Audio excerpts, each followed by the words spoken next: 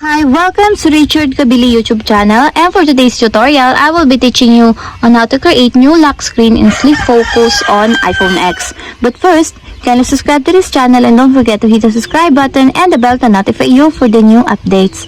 And let's start. Using your iPhone X, from your home screen, first go to Settings.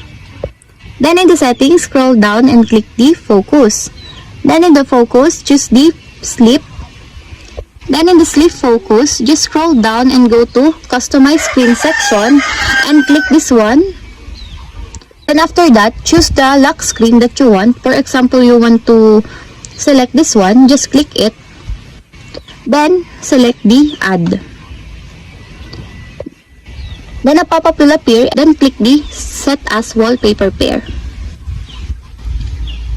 And that's it. We have successfully created new lock screen and sleep focus on iPhone X. If you have a question, kindly comment down below and don't forget to hit the subscribe button and the bell to notify you for the new updates. And thank you for watching.